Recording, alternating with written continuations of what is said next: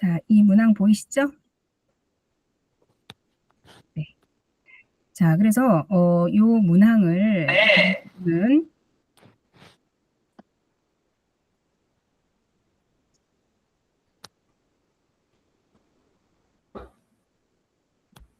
너무 작게 보이나요? 크게 보이나요? 잘 안 보여요. 보여요? 지금도 안 보여요? 보여요?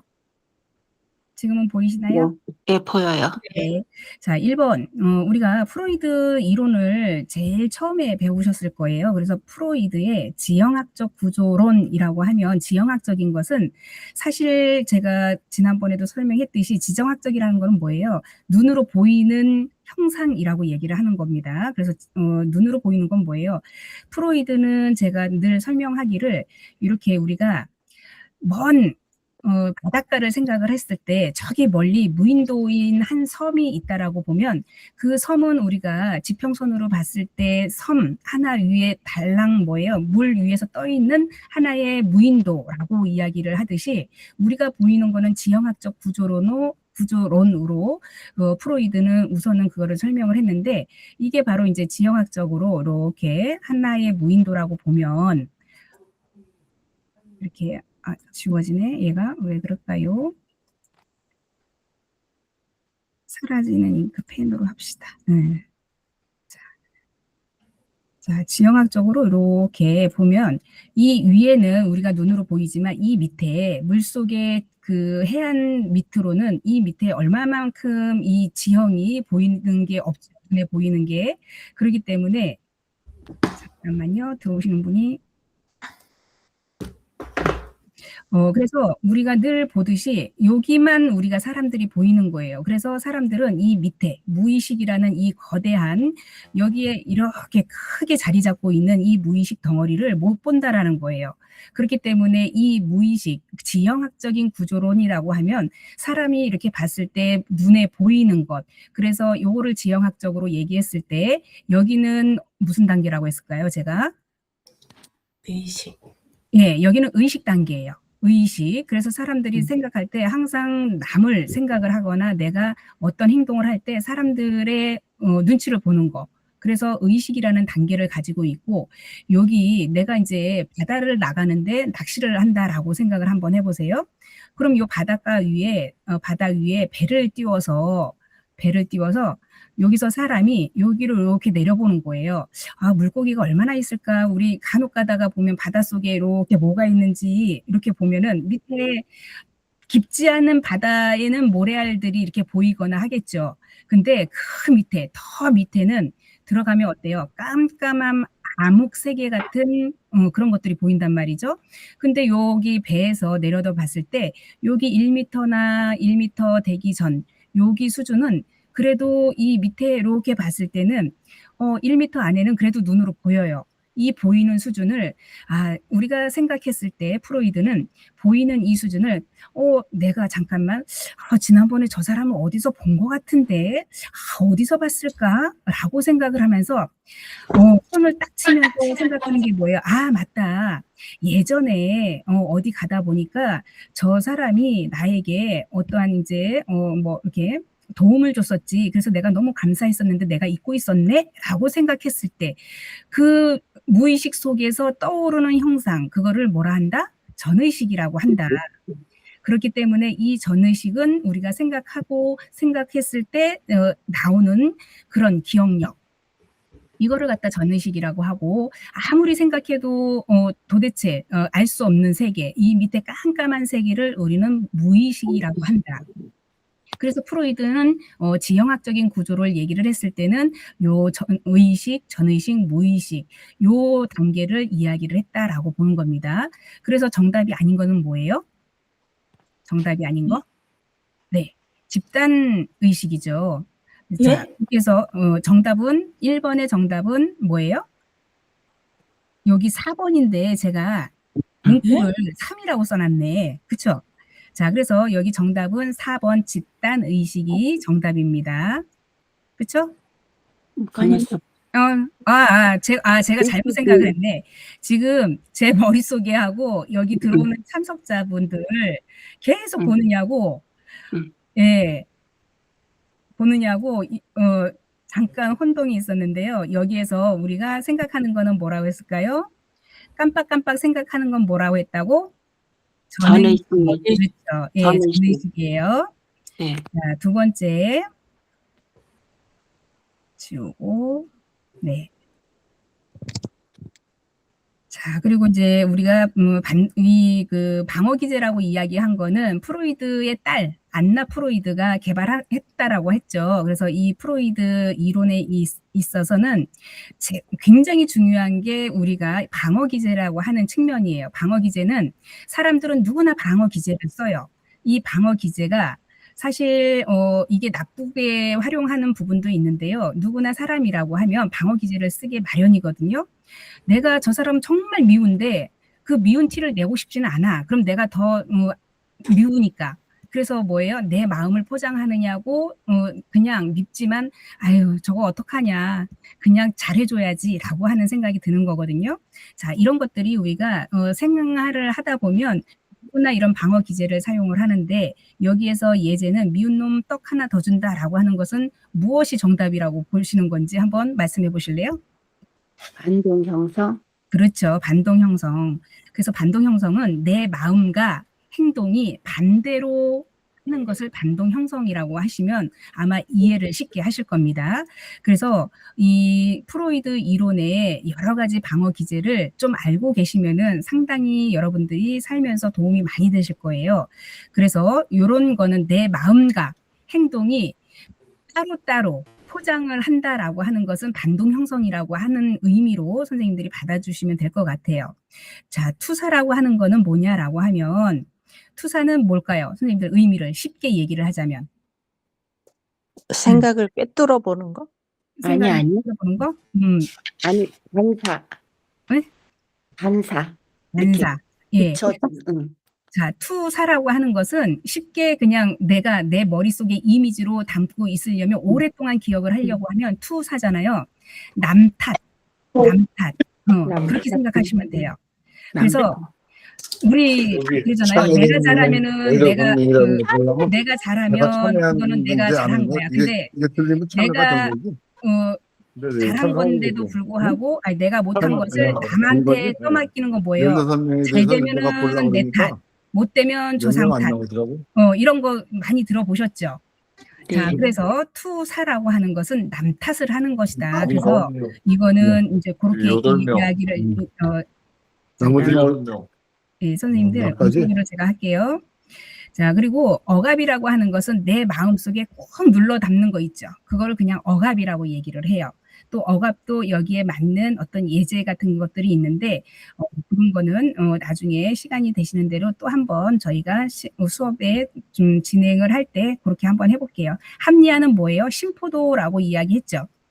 예, 합리화는 내가 오늘 학교를 지각을 했어. 그러면 그 지각을 한 거에 뭐예요? 어떠한 핑계를 자꾸 대는 거야. 오늘 집에서 잘 나오다가 차가 사고가 났어요. 그래서 길이 막혔어요. 또 뭐 내가 오늘 예쁘게 하고 오려고 했는데 어찌어찌 하다 보니까 못했어요. 이런 것들이 합리화라고 보시는 거예요. 자, 그렇기 때문에 이런 방어 기제를 사용할 때는 어떤 방어 기제냐라는 것을 정확한 의미를 알고 선생님들이 풀어 나가셨으면 좋겠다라는 생각이 듭니다. 여기까지 이해 다 되셨죠? 네. 네. 자, 그리고 제가 오늘 잠깐 중지하고 몇 분이나 또 들어오셨는지 확인을 좀 하셔서 들어오게끔 해야 돼요. 수락. 네. 네, 모두 수락. 네. 지금 20분이 들어오셨어요. 교수님, 네네. 링크가 처음에 잘못 열려서 네, 맞아요. 못 들어온 분들이 많아요. 그러게 제가 그 경북대학교의 사이트를 보내줘서 예, 에러가 났거든요. 그래서 이 두 번째 제가 그러면 네. 우리 그 반 대표님들 지금 E반하고 F반 선생님들 들어오셨죠? 반 대표님. 그 안 대표님뿐만이 아니라 혹시 그 내가 E반이다, F반이다라고 하시는 선생님들은 그 반톡에다가 두 번째 사이트, 마지막 사이트로 돌아오시라고 거기다가 카톡을 좀 보내주세요. 다른 스님들한테. 네, 문자 남겼습니다. 네네. 그래서 이쪽으로 다시 들어올 수 있게끔. 자, 여기 또 보이시나요? 방어기제. 보이시죠? 네, 자, 그래서 방어기제에 대한 내용을 여기에 알맞는 내용을 고르시오라고 했는데 종로에서 뺨 맞고 한강 가서 눈 흘긴다. 이건 뭐라 그랬어요? 남 탓한다고 했잖아요. 전치. 네, 전치는 뭐예요? 행동으로 옮기는 거예요. 자, 그래서 이렇게 종로에서 뺨 맞고 한강 가서 눈 흘긴다. 이것도 어떻게 보면 남 탓이죠. 근데 여기에는 행동이라는 게 들어갔어요. 그래서 이게 전치라고 이야기를 합니다. 그래서 이런 투사에 관련, 이것도 투사는 맞기는 하지만 남 탓을 하는 거는 맞지만 남 탓이라고 하는 것은 내가 혼자 남을 탓하는 거지만 자, 요거는 내가 남을 탓하면서 행동으로 옮겼기 때문에 전치라고 이야기를 하는 거죠. 자, 4번. 정신역동 이론가에 대한 설명으로 모두 옳은 것을 찾으라고 한 거예요. 그래서 지난번에 제가 그 시험 시간에 이렇게 돌아다니면서 보다 보니까 선생님들이 막 이게 문제를 뽑아내는데 정답을 모두 다라고 쓰신 분이 별로 없어가지고 제가 안타까워서 요거는 그때 말씀을 해드린 거예요. 자, 하나 볼게요. 프로이드는 리비도, 인간의 어떠한 출생부터 타고난 성적 에너지다라고 얘기했잖아요. 그래서 프로이드는 태어나면서 아이들이 갖는 어떠한 그 정신적인 세계, 그게 아이의 뭐예요? 원초적인 본능이라고 얘기를 한 거예요. 그렇기 때문에 정신이론가에서 진단을 내리기는 프로이드는 그 미지의 세계, 그래서 전의식, 의식, 무의식이라고도 했지만 나중에 원초와 자아, 초자아 이렇게까지도 구분을 했다라고 얘기를 했어요.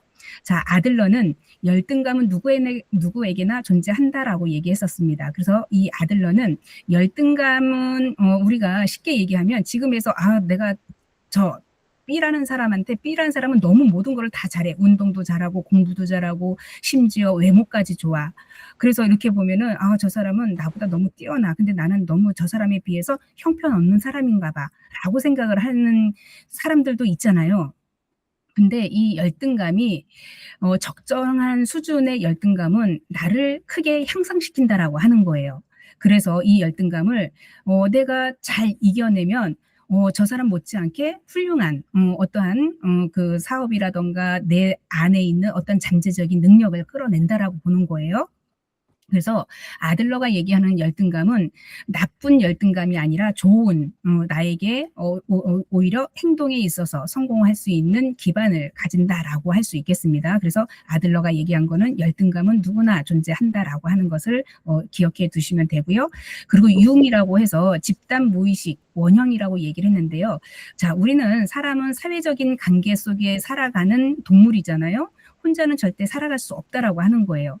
그래서 우리가 태어나면 나를 구성하는 가족이 있고 내가 그 가족 구성원에서 조금 더 성장하면 집단이라고 하는 사회적인 환경을 가지고 생활한다라고 합니다.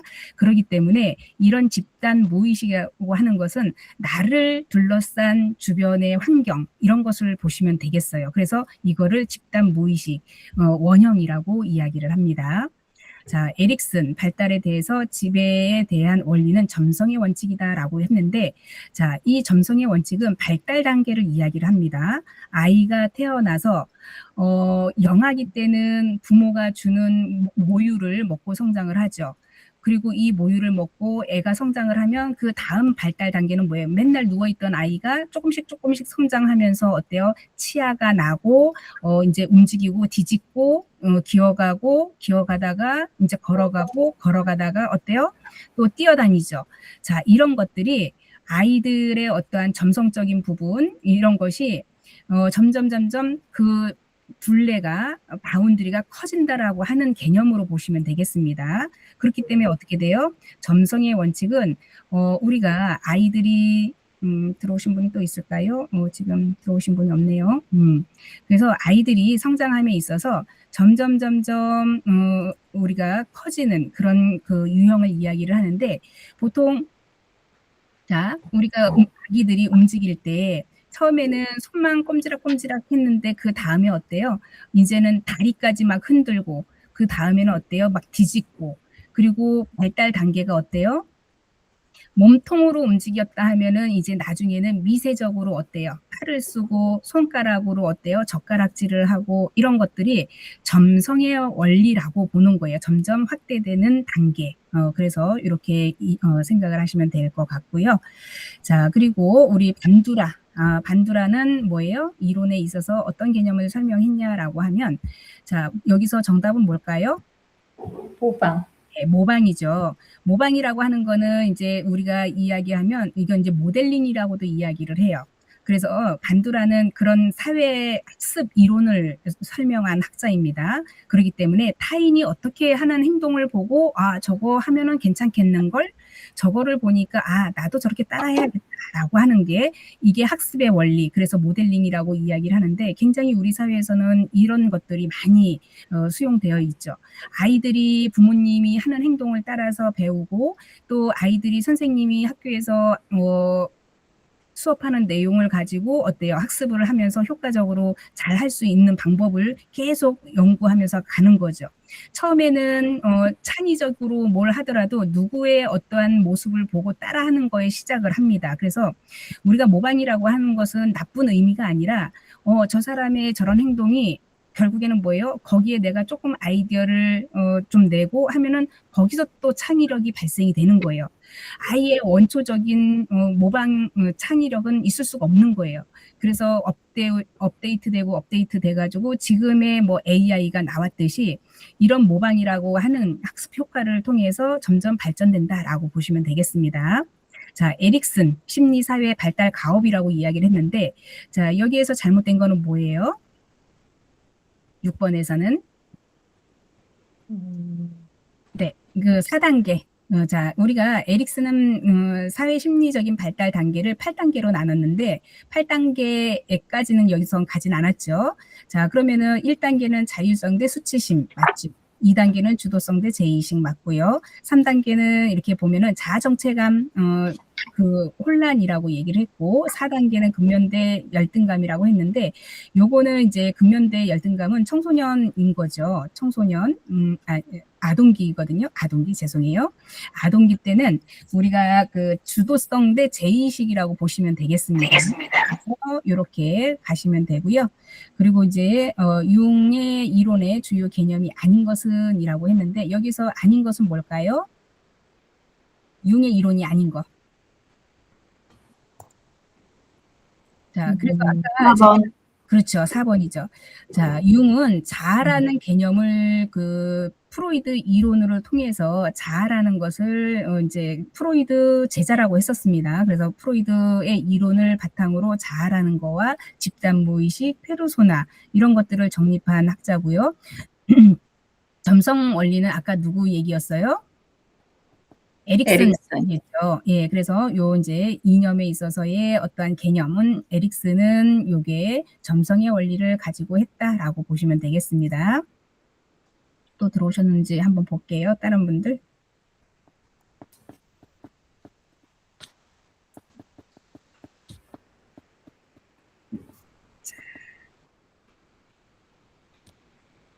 지금 이제 들어오시는 분은 없는 것 같아요.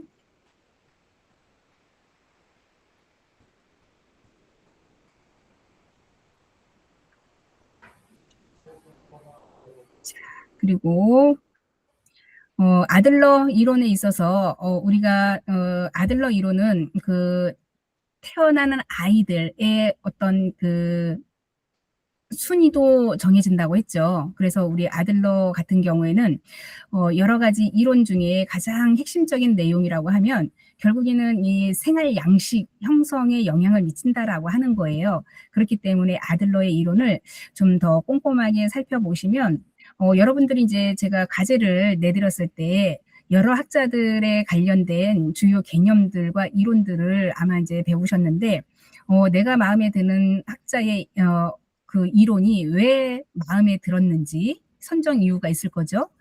그래서 그 이론을 가지고 내가 이런 이론은 내가 살아오면서 주변의 어떤 상황을 보니까 이 이론이 여기에는 맞는 적합한 이론이더라라고 하는 것을 가제물로 제출을 하라고 얘기를 했었죠.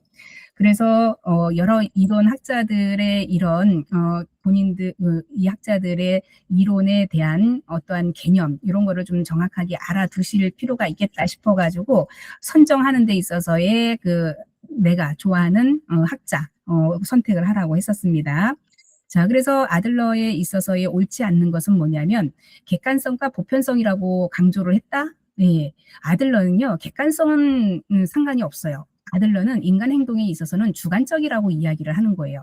사람은 살아가면서 뭐예요? 객관성을 유지를 하려고는 하죠. 근데 내가 내 스스로의 어떠한 주도성 이런 거를 가지고 할 때는 객관성보다는 주관성을 가지고 더 행동을 한다라고 보는 거예요. 그런데 모든 사람들 집단 의식이라던가 어떠한 집합체에 있었을 때는 어떤 의견을 가지고 조율할 때는 뭐예요? 내 주관적인 의견들을 막 내놓고 단체에서는 뭐예요? 그 주관적인 것들을 어느 사람들이 찬성하고 반대하는지에 따라서 객관성을 이제 부여를 하는 겁니다. 그렇기 때문에 인간 행동에 있어서는 내가 나를 생각할 때는 나는 주관적으로 생각을 해. 그렇지만 많은 사람들이 그 의견이 좋다라고 했었을 때는 객관성으로 바뀌는 상황이 되겠죠. 그래서 우리 이제 쉽게 얘기하면 정치를 그렇게 보시면 돼요. 민주주의 정치는 나의 객관적인 주관적인 개념이 아니라 많은 사람들이 거기에 어때요? 동조를 해야 되고 거기에 따라서 다수의 의견들이 접합하고 요게 합리적인 것 같아라고 했었을 때 객관성이라고 보시면 되겠습니다. 자, 그래서 아들러는 통합된 어떠한 하나의 유기체로 인식을 한다라고 하는 거죠. 유기체는 뭐예요?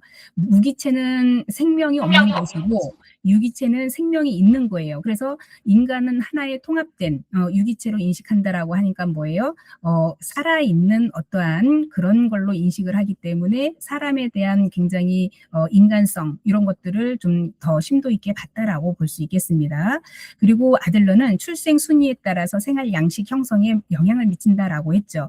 그래서 첫 아이가 태어나면 그 아이는 뭐예요? 두 부모가 이제 각자 남자 여자가 결혼을 해서 아이를 하나 낳죠. 그러니까 두 사람의 어떠한 보물인 거죠. 그러다 보니까 이 아이는 어때요? 부모님의 관심을 받으면서 사랑을 많이 먹고 크고 있다가 동생이 딱 태어났는데 어때요? 이 관심이 동생한테 쏠린 거야, 부모가. 그러니까 어때요? 큰 아이가 느끼기를 큰 아이는 내가 모든 걸 다 누렸는데 동생이 태어나면서 나의 관심이 나에 대한 사랑이 식어서 동생한테 갔다라고 하는 좌절감을 느끼는 건라고 이야기를 해요. 그래서 큰 아이가 느꼈을 때는 폐위된 왕자라고 하는 거예요. 그동안에는 내가 울고 떼쓰고 하면은 부모는 뭐예요? 오냐 오냐 하면서 막 다 해줬단 말이죠. 근데 동생이 딱 태어나자마자 동생한테 관심이 가고 내가 울어도 이제는 뭐예요? 나한테 너 왜 그래? 라고 이제 계속 뭐예요? 비교가 되다 보니까 이 큰 아이는 폐위된 왕자라고 이야기를 하는 거고 둘째 아이는 뭐예요? 형이라는 존재가 있다 보니까 크면서 형에 대한 경계심이 있죠. 형보다는 잘해야지 라고 하면서 은연중에 뭐예요? 경쟁 심리가 있다라고 하는 거예요. 그래서 둘째 아이들이 욕심이 많다라고 하는 거예요. 자, 막내가 태어났어요. 막내는 뭐예요? 세상에 형도 있고 위에 누나도 있고 자기가 세 번째야. 그러니까 응석바지로 자라난다라고 하는 거예요. 그리고 뭐든지 또 그 부모도 큰 아이 때의 둘째 아이 때에 비해서 아이가 셋째 태어나면 뭐예요? 더 유하게 사랑을 더 많이 준다라고 하는 거예요. 그러니까 이 막내는 굉장히 응석바지로 살아간다라고 하는 거죠. 그러면서 이 아이는 나중에 어때요? 모든 거를 부모님이 다 해주다 보니까 내가 안 해도 되네라고 하면서 어때요? 그냥 그 수준으로 그래서 크게 욕심을 부리지 않는다라고 하는 거죠. 근데 부모가 나를 관리해주지 않으면 내가 어때요?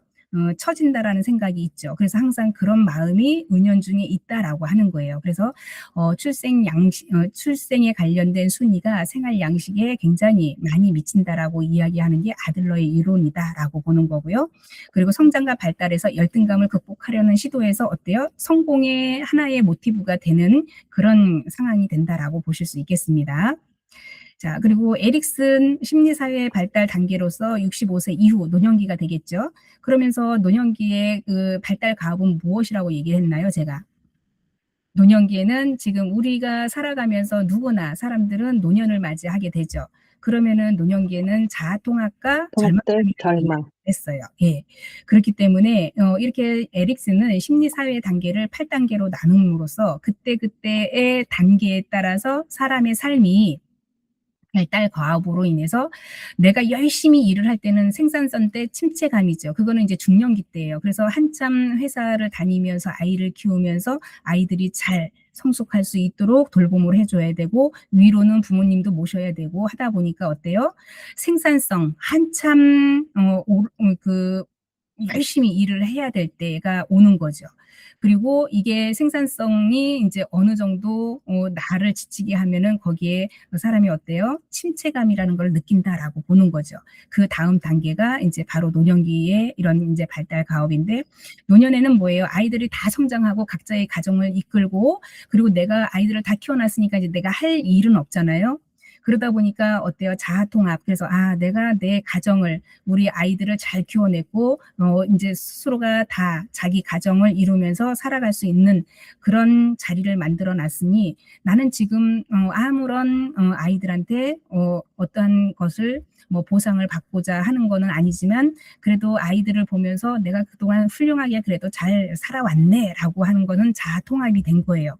근데 이렇게 지나고 보니 B라는 노인을 봤더니 이분은 젊었을 때 가정을 돌보지 않고 혼자만 예, 살고 전국 방방곡곡 돌아다니면서 가정을 돌보지 않고 혼자만 그냥 자유를 찾아 가듯이 그렇게 생활을 했다가 나중에 어때요? 자식들이 그 아버지를 보지 않고 자식들이 등을 돌리고 연락을 끊었다라고 하면 이거는 절망감이죠. 인생에 있어서 노년기에 자아통합을 한 가정과 자아통합을 못한 가정은 좌절감에 빠진다라고 하는 내용이 그런 내용이라고 보실 수 있겠습니다. 제가 지난달에요. 이제 그 병원의 중환자실의 사례를 잠깐 이야기를 하자면 50대 초반의 남자분이 자살을 하려고 119에 신고를 했대요. 그래서 신고를 해서 "나 지금 죽을 거니까 30분 후에 와 달라."라고 한 거죠. 그래서 '참 이상하다. 죽으려고 하는 사람이 119에 신고는 왜 했을까?'라고 생각을 저는 했는데 이 사람의 생각은 그런 거죠.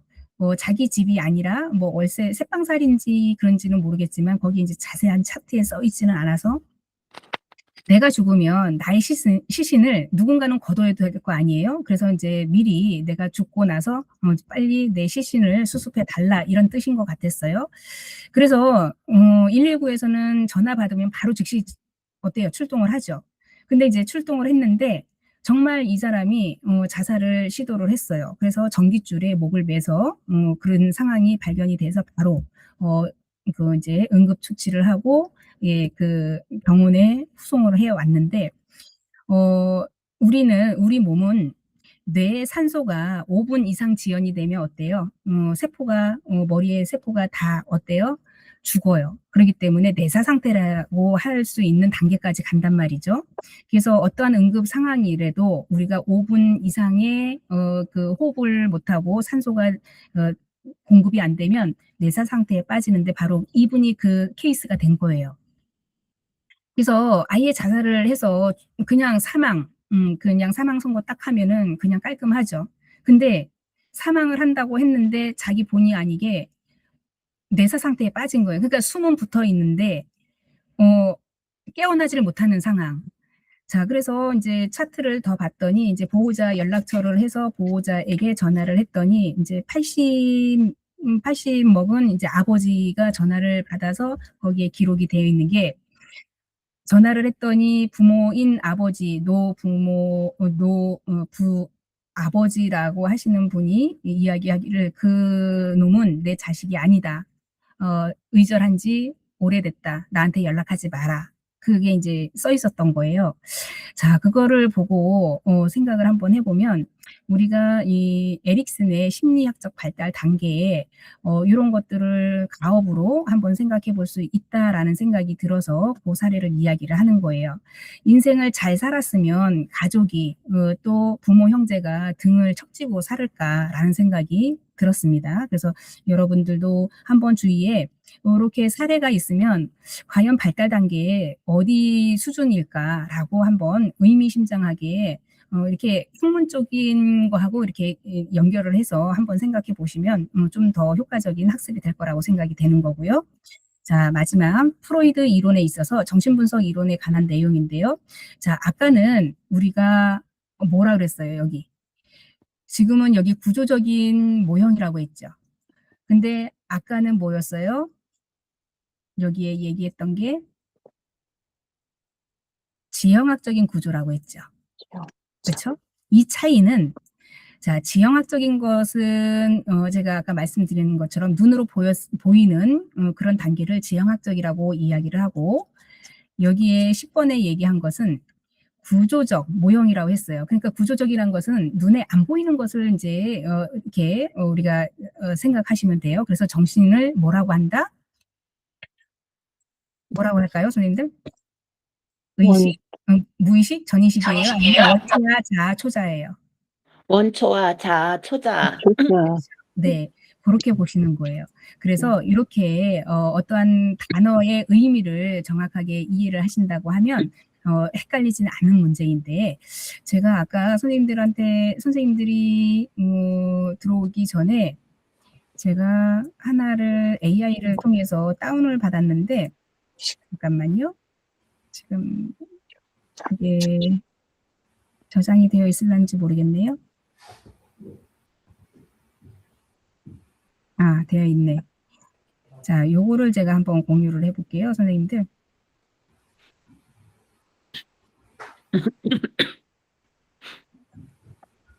자, 뭘 공유를 하고 싶으냐면 AI로 제가 급하게 얘한테 만들어 달라고 했던 건데요. 자, 보이시죠? 보이시죠? 네. 네, 보여요. 자, 네. 여기에서 잘 보입니다. 잘 보이죠? 요거를 AI로 30초 만에 만든 거예요. 30초도 안 걸려요. 자, 이렇게 PPT까지 AI가 만들어줘요. 근데 지형학적 구조 아까 얘가 뭘 만들긴 했는데 자, 여기 있네요. 자, 지형학적 구조라고 해서 이렇게 어떠한 빙산의 일각이라고 하는 것이 지형학적이라고 얘기를 하는데 빙산의 일각이 프로이드 이론의 아주 대표적인 이론이라고 보시면 되고 여기가 의식이라고 한 거죠. 그리고 여기 1m 여기 좀 파랗게 되어 있는 데가 전의식 여기 밑에가 뭐라고? 무의식이라고 얘기를 해요. 자, 그렇기 때문에 프로이드 이론은요. 우리가 의식, 전의식, 무의식 요 세 가지로 나눈다라고 하는 것이고 그리고 아까 에릭슨의 8단계 이야기를 했는데 여기는 지금 얘가 제가 8단계로 나눠달라고 주문을 했으면은 얘가 나눠줬을 건데 그냥 문제 유형만 얘가 뽑았던 것 같아요. 그리고 우리가 이제 융 같은 경우에도 융의 주요 개념은 이렇게 페르소나, 그림자, 자기라고 하는 거예요. 페르소나는 가면이라는 뜻이에요. 가면. 그래서 사람들은 살아가면서 나도 모르게 다른 사람을 대할 때 내가 본연의 내가 아닌 다른 모습으로 보여준다는 거예요. 그래서 누구나 사람은 가면을 쓴다라고 하는 거예요. 내가 출근을 할 때 나의 모습과 퇴근을 해서 집에서 편안하게 막 머리에 산발하고 그리고 뭐 아무것도 안 꾸미고 이런 자체가 난데 나갈 때는 어때요? 나를 예쁘게 최대한 꾸미고 또 나를 잘생기게 하기 위해서 한 번이라도 더 거울 보고 머리에 뭐 젤을 바르거나 뭘 해도 뭐예요? 남들에게 어떤 그 부분에 있어서 좀 이쁘게 보이려고 하는 것. 그래서 가면을 쓰고 가기 때문에 사회생활에 있어서는 이런 것들이 이제 페르소나다라고 볼 수 있는 거고, 그림자는 의식에 억압된 어두운 측면, 이게 본능적인 것을 이야기를 한다. 그래서 쇼윈도라고 이야기를 해요. 그리고 이제 자기 셀프라고 이야기를 하는 거, 이렇게 이제 정리를 하시면 될 것 같고요. 자, 그리고 요거를 이제 뭐 이렇게 또 그림으로 이렇게 제시를 했네요. 그래서 원초와 자아, 초자, 그래서 이드, 에고, 뭐 슈퍼 에고라고 이제 프로이드는 이렇게 나눴습니다. 자, 그래서 우선은 이제 우리가 시험 문항은 이렇게 좀 본 거고요. 뭐 시험 자체는 선생님들이 공부하는 거 그냥 내가 이렇게 좀 주요 개념들을 알 수 있는 하나의 그냥 평가 부분이라고 보시면 되겠고, 시험 문제가 뭐 10문제이기 때문에 그렇게 크게 뭐 많은 점수가 선생님들한테 막 편중해서 못 보거나 하지는 않았습니다. 그렇기 때문에 어렵지 않았다라고 보시는 거고, 그리고 이제 기말고사 역시나 한 뭐 10문제에서 15문제 정도 낼 수는 있는데요. 이제 지금부터 계속 배우는 건 체계잖아요. 체계. 사회 체계. 사회 체계가 왜 중요하냐. 그 이론, 일반 이론이라던가 이런 것들이 이제 중요한 부분인데, 우리가 사회생활 하면서 더 나은 삶을 살려고 사람들은 노력을 하는 거잖아요. 그냥 대충 살고 말지 하는 게 아니라 이왕이면 내가 이 사는 동안에는 나도 잘 살고 내 가족도 같이 더불어 잘 살고 이웃들도 같이 더 잘 살면 굉장히 좋은 거죠.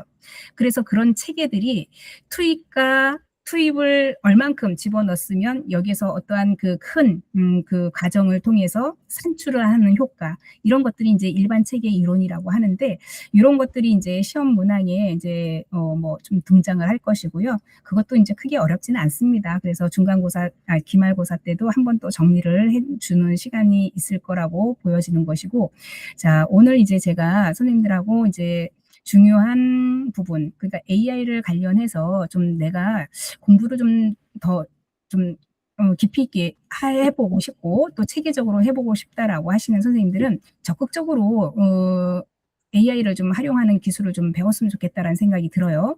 그래서 누구나 동원대학교에 지금 전유림 교수한테 강의 듣는 학생들은 이런 거를 좀 한번 활용해 봤으면 좋겠다라는 생각이 들어요. 그래서 지금은 뭐 교수님들마다 좀 다르죠. 왜냐하면 사람이 뭐 똑같을 수는 없죠. 그래서 무슨 얘기를 하고 싶냐면, 저는 저희 학교에서도 그렇고 그 대학 총장님께서는 AI 기반으로 해서 지금 세대에 따라가는 학생이 되어라라고 이야기를 해요. 그렇기 때문에 지금 다른 학교들은 다 AI를 사용하고 있는데 유독 AI를 사용하면 뭐 점수를 뭐 많이 못 준다라고 하시는 지금 뭐 교수님들도 계실 거라고 보여져요. 그래서 그게 굳이 왜 AI를 사용한다고 점수를 다 100% 주지 않고 감점을 한다라고 할까? 이게 지금 사회 통념상 한국이 그 어떻게 보면은 선진국 대열에 랭킹 안에 들거든요. 5위 안에 거의 든다라고 보여도 과언이 아닐 정도인데, 그럼 전 국민이 AI를 사용하는 기반을 가지고 학습을 해야 되는 거 아닌가요? 지금 뭐 그 국가 다른 정상들을 만나서 우리나라의 기술을 서로 협력하고 뭐 그런다라는 뭐 MOU를 맺고 한다라고 하잖아요. 그러면 우리 국민들도 그만큼 업데이트가 돼서 잘 활용하면 그게 이제 국력에 있어서의 AI 활용하는 모든 국민이 사용한다라고 하면 그게 바로 이제 AI 기반이 되지 않을까라고 생각을 해서 좀 다른 데보다 좀 앞서가야 되는 게 맞아요. 그래서 그런 활용 방법을 좀 알려드릴 테니까 그런 거를 좀 적극적으로 해보셨으면 좋겠다라는 생각이 들어요. 자, 그래서 제가 요 창을 한번 열어볼게요. 아까 제가 이제 간단하게 PPT를 작성을 했었다고 했잖아요. 그래서 우선은 저거를 한번 띄워놓고,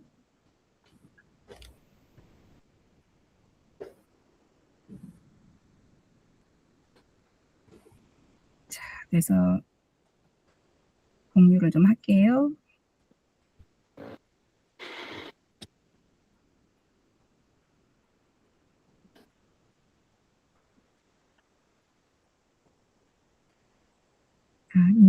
인터넷을 켜야 되는군요.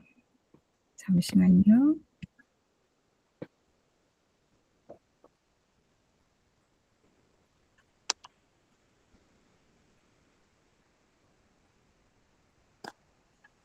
자, 여러분들이 지금 현재 사용하는 AI는 뭐가 있어요?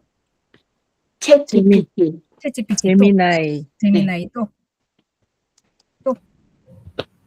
없어요? 자, 챗GPT 쉽게 우리가 활용하는 건 챗GPT죠. 자, 요 화면 보이시죠 지금? 네. 네, 챗GPT라고 하면 버전이 예전보다 많이 좋아졌어요. 그래서 챗GPT 요게 이제 예전 버전이건 이게 예전 버전인데 이 예전 버전도 요즘에 계속 업그레이드 되고 있기 때문에 굉장히 뭐 효용 가치는 좋아요.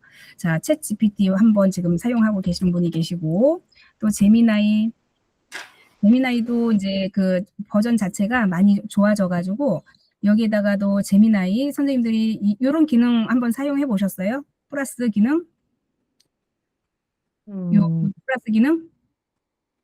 자, 요거를 누르면 파일을 업로드하라고 했잖아요. 파일을 업로드하게 되면 이제 이거는 이제 제가 그 PC로 지금 노트북으로 연결하는 건데 선생님들 핸드폰으로 그 제미나이를 열면 핸드폰에 요런 플러스 극이 있어요. 이걸 누르면 카메라라는 기능이 있고 문서라는 기능이 있고 그렇거든요. 근데 카메라를 딱 켜면 카메라처럼 이렇게 사진을 찍어야 돼요. 사진을 찍어서 그대로 여기다 업데이트를 하는 거예요. 그러면 그대로 얘한테 수행을 해서 그림에 자, 제가 한번 해볼까요?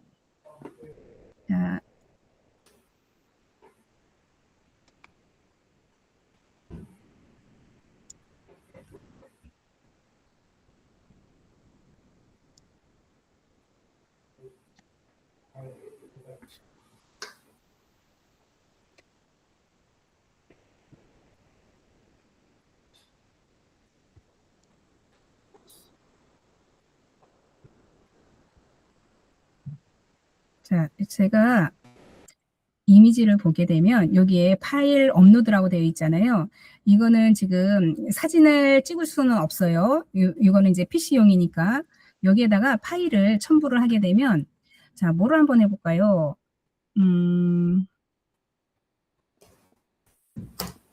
가장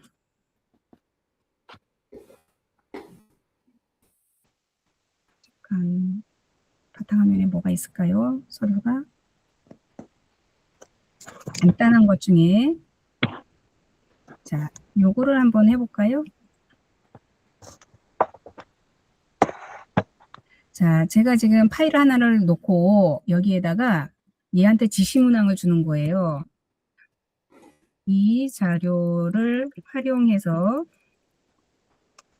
PPT 작성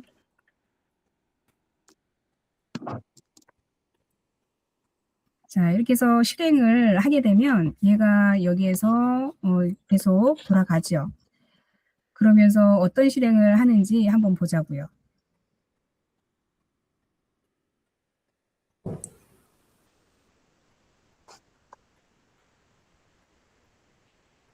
그리고 챗GPT 사용하시는 분이 계시고 자, 그럼 선생님들이 사용하는 거는 챗GPT하고 제미나이 사용하고 있죠. 그리고 여러 가지 버전 기능이 있는데 스카이웍이 있고 그리고 퍼블릭 시티가 있고요. 크라우드가 있어요. 그래서 이 다양한 기능들은 자기만의 고유한 색깔들이 있기 때문에 그 색깔에 맞춰서 선생님들이 사용하면 되는데 보통 표준화된 것이 챗GPT하고 제미나이는 많이 사용하거든요. 근데 이제 클로드라고 하는 것은 걔는 이제 좀 더 그 전문 영역이에요. 그래서 여러분들이 이제 나중에 PPT를 이제 작성을 해야 되는 때가 올 수도 있어요. 왜냐하면 이제 계속 이제 많이 올라가고 내가 4년제로 올라가고 또 석사 박사를 하게 되면 석사 박사는 내가 발표도 해야 되고 하잖아요. 그리고 지금 이제 우리 지금 동원대학교에서는 지금 원격이 아니라 그 동영상 강의를 하고 있기 때문에 발표를 할 수 있는 기회가 없을 거예요. 그렇기 때문에 내가 PPT를 만들어서 발표를 하지를 않으니까 이런 거를 버전들을 쓸 이유가 없는 거죠, 지금은. 근데 여러분들이 2학년이 되면 저는 선생님들한테 요렇게 수업을 하면서 발표까지도 같이 가고자 해요. 그러면 다른 버전들을 좀 많이 사용을 해야 되겠죠. 자, 그래서 요거 한번 열어 볼게요. 자, 성공적으로 얘가 이렇게 만들어 줬어요. 자, 이렇게 보이시나요? 네. 네. 자, 이게 내가 어떻게 요구하느냐에 따라서 바로 PPT를 만들어 준단 말이에요. 자, 그러다 보니까 예전에는 내가 감히 이거를 만들려면 일주일 4시간을 걸리고 또 거기에 수작업하고 해야 되는 부분들을 지금 챗GPT나 제미나이나 이런 애들이 단 30초도 안 걸려서 이렇게 PPT를 훌륭하게 작성을 해 줍니다. 그러니까 나는 뭐예요? 그냥 이거에 대해서 그냥 기술만 좀 익히면 되는 거죠. 발표의 기술. 얘가 다 이런 버전들을 가지고 훌륭하게 작성을 해 주니까 지금은 그냥 껌인 거예요. 그래서 이런 발표하는 것도 역시나 기술이거든요. 그렇기 때문에 여러분들이 나중에 2학년이 되면 저랑 수업을 같이 하게 되면 이렇게 발표 자료를 만들어서 5분씩 이래도 발표를 할 수 있게끔 그런 수업을 좀 진행을 하려고 하는 거고요. 자, 그리고 요 제미나이뿐만이 아니라 자, 요번에는 제가 교수님들이 많이 쓰는 GTP를 좀 쓸 건데요. 교수님들이 뭘 쓰냐라고 하면 교수님들마다 각자 쓰는 게 좀 많이 달라요. 그렇기 때문에 지금 우리 동원대학교 교수님들은 잘 모르겠어요. 뭘 쓰시는지. 근데 이제 간호대학교의 교수님들을 쓰는 것은 퍼블릭 시티라고 해가지고 요거는 그 논문 또는 학술 대회에 관련된 아주 전문 서적 이런 것들을 검색하는 데는 굉장히 유용해요.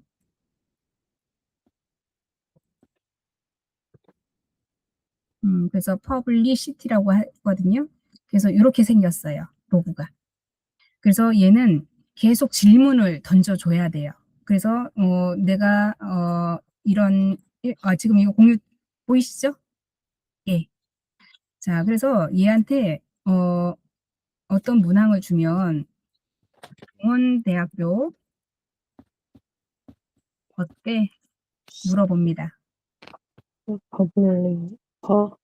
자, 그러면은 얘가 쭉 긁어와요. 그래서 동원대학교에 대한 장점, 아쉬운 점, 어떻게 볼지 이런 것들을 얘기를 해요. 그러면 후속 조치에 뭐가 궁금한데 지금 문항을 물어보는 당사자는 뭐가 궁금한데 라고 물어보는 거예요. 그러면 여기다 뭐예요? 취업률이라던가 그러면은 얘가 그대로 또 갖고 오죠. 그러면 여기에서 취업이 잘 되는지 물어보고 싶어. 그러면 이거에 대해서 또 얘가 막 긁어와요. 근데 챗GPT라고 다 어때요? 좋은 건 아니에요. 얘도 거짓말을 해요. 동원대학교는 뭐예요? 간호학과 없지요. 항공정비 없지요. 그러니까 얘한테 질문을 더 요약해서 갖고 오게끔 만들어 주는 게 인제 그 문제의 기술이라고 하는 거거든요. 그래서 요런 게 사람이 걸러 줘야 되는 것인데 얘는 그냥 모든 걸 다 긁고 오고 있기 때문에 이런 것들을 한 번쯤은 더 마지막으로 해줄 필요가 있다라고 보는 거고요. 자, 그리고 또 스카이웍이라고 하는 게 있어요. 자, 스카이웍 자, 요렇게 생겼어요. 네. 자, 얘는 뭘 잘하냐면 어 그 PPT 자료를 엄청 깔끔하게 하고 전문성 있게 만들어 줘요, 얘는. 그래서 요런 버전들은요. 스카이 같은 경우에는 유로 버전으로 사용을 할 수 있게끔 하고 처음에는 그냥 맛배기만 좀 보여줘요. 근데 맛배기를 좀 하다가 계속 잘 인제 '이게 마음에 드네.'라고 하면서 명령을 몇 번 실행을 하다 보면 벌써 뭐예요? '돈을 내서 해야 된다.'라고 떠요. 근데 돈을 낼 필요는 없죠, 우리가 지금은. 그래서 요런 게 있다라는 거를 좀 알고 계시면 좋을 것 같고 그리고 어 클라 클라우드라고 해가지고요. 요게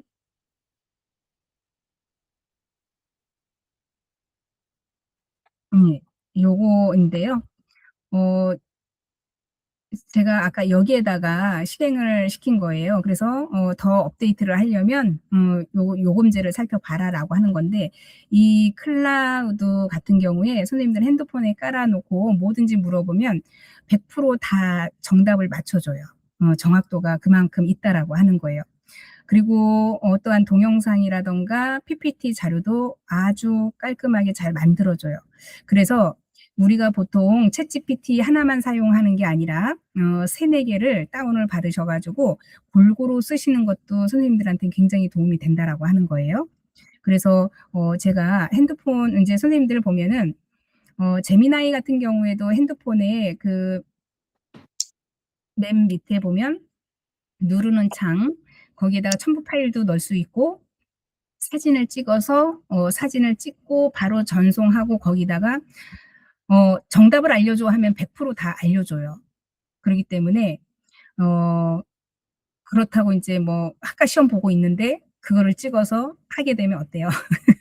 문제가 좀 되겠죠. 그래서 그런 거는 좀 자중하시고, 미리 하실 것 같으면 찍어가지고 정답은 다 표기를 해서 가지고 와서 지면에 쓰는 정도는 되는데, 대놓고 사진 찍고 거기서 가르쳐 달라고 하면은 교수님들이 별로 좋아하진 않을 겁니다. 자, 그래서 벌써 이렇게 시간이 지났는데요.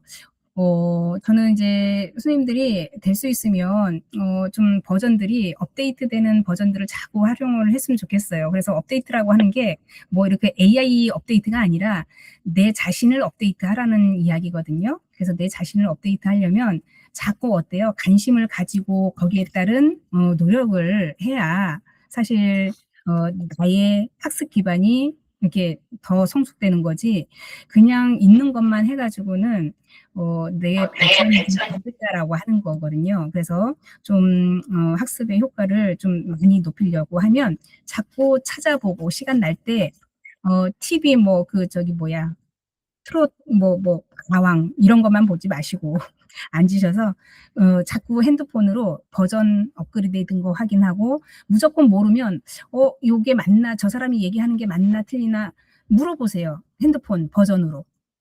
그래서 정확한 데이터를 통계적으로 다 나와 있으니까 그렇게 활용하시면 되고요.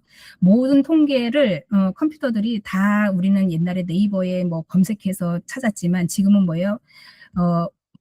조그만 핸드폰도 엄청난 기능을 하고 있잖아요. 그래서 실시간으로 항상 궁금한 거, 예를 들어서 내가 어디 지역에 놀러를 갔는데, 박물관을 갔는데 그 박물관에 어떤 뭐가 있는데 이거는 언제부터 이게 우리 내가 알고 있었던 정보에서 좀 더 자세하게 알려면 늘 그런 거를 학습의 효과로 그 자리에서 이거는 몇 세기경, 뭐 삼국시대 아니면 뭐 고구려 시대 몇 대 왕, 그거구나 같이 매치하면서 자꾸 하면요 내 스스로가 굉장히 버전들이 올라간다라고 하는 거거든요.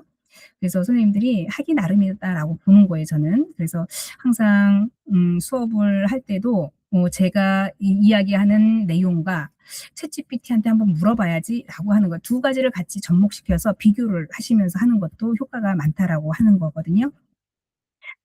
사람이 다 뭐 정답일 수는 없고, 또 컴퓨터가 다 정답일 수는 없지만, 거기에 어떤 대표성을 띈다라고 하면 대부분의 부분에 있어서 이쪽이 맞다라고 하면 그게 정답인 거예요. 그것을 가지고 우리가 객관적인 사실 근거해 가지고 정리를 하면 된다라는 생각이 듭니다. 자, 우리 선생님들, 지금 들어오신 선생님들, 제가 출석을 좀 보고, 잠깐만요.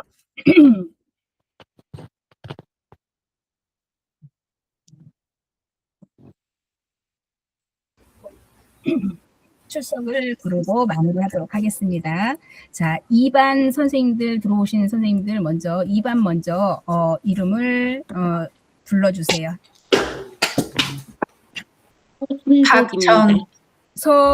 제가 선생님들이 말씀하시면은 화면에 이렇게 표시가 돼요. 그래서 제가 그거를 보고 같이 확인할게요. 서순복 선생님 오셨고, 2반에 박형순 선생님, 네, 또 2번 서영주. 서영주 선생님, 2번 박희정이요. 네, 한미정 선생님, 또 2번 박희정이요. 박희정 선생님, 네, 또 한민정이요. 한민정, 선생님 2반 썼어요. 한민정. 또 네. 2반 한미정도 있어요. 한미정 선생님도 있고 한미정 선생님도 있고 예, 민정. 한민정 선생님도 있고 예, 한미정 맞아요. 선생님도 있고. 네네네. 네네. 2반 박정애. 박정혜 선생님, 네. 또 2반 김인환. 김인한 선생님, 네. 또 2반 없으세요? 이제 다 오신 거예요? 2반은 2반 정보경이요. 정보경 선생님, 네. 네, 또 2번 김혜민이요. 네, 김혜민 선생님, 네, 또 이제 2반은 끝났나요? 자, 그러면 이제 F반입니다. F반, 이세정이요. 네, 이세정 선생님, 네. 또 김선숙. 김선숙 선생님, 네. 김정희. 김정희 선생님, 네. 또 김성일이요. 김성일 선생님, 네. 전진선이요. 전진선 선생님, 네. 박소영이요. 박소영 선생님, 네. 조영숙. 조영숙. 예, 조영숙 선생님 먼저 하고 우향선 선생님, 네. 또 김보경. 김보경 선생님, F반 맞죠? 네. 네. 또 민경선. 민경선 선생님, 네. 또 홍준혁이 있습니다. 예, 권재형 선생님, 또 홍준혁 선생님 2반 맞아요? 네, F반인가요? 네, 맞아요. 네, 또 안 계세요? 현상복, 권재영 선생님? 네, 권재영. 권재영 선생님은 체크했고요. 또 한상복, 한상복 선생님? 예, 또 없으세요? 윤희경. 윤희경 선생님? 예, 또 없나요? 자, 선생님들 이제 출석과 관련돼서 공지사항을 한번 말씀드리겠는데요. 우리 이제 영상 출석 있잖아요. 영상에 1차시, 2차시, 3차시 수업을 쭉 올리면 선생님들이 2주 안에 이거를 출석을 하셔야 되는데 2주가 넘어서 출석이 안 된 상황이라고 하시면서 이제 문자를 주시는 선생님들이 계세요. 근데 이제 보통 이 학과의 출석률이 연 3번이 미달이 되면 F학점이 나갈 수밖에 없어요. 제가 아무리 준다 하더라도 이거는 이제 그 출석은 20점이 만점인데 20점에 3번의 결차가 생기면 선생님들이 그 학점이 인정이 안 된다라고 얘기를 하는 거예요. 그만큼 그래서 출석이 중요하다라고 하는 거거든요. 문희숙이요. 네? 혹시 문희숙. 문희숙님? F반. 네. 그래서 선생님들이 혹시 자기 출석 있잖아요. 내가 그 강의를 들으면 출석으로 변환이 되죠. 근데 한번 쭉 1강부터 지금 9주차까지 강의에 쭉 봤는데 내가 결석으로 몇 번이 되어 있는지 그거 체크를 하세요. 그래서 그거 체크 안 되면 저한테 카톡으로 문자를 좀 주세요. 그래서 몇 주차 몇 강 결석으로 되어 있다라고 문자를 주시면 그 기간에 제가 좀 열어 놓을게요. 그래서 그 출석을 채워야 선생님들이 문제 없이 학점이 나가거든요. 근데 3번의 결석이 생기면 성적을 아무리 제가 준다 하더라도 거기서부터 문제가 생깁니다. 그렇기 때문에 출석은 선생님들이 하시는 거지 제가 어떻게 점수를 올려드릴 수 있는 방법이 없어요.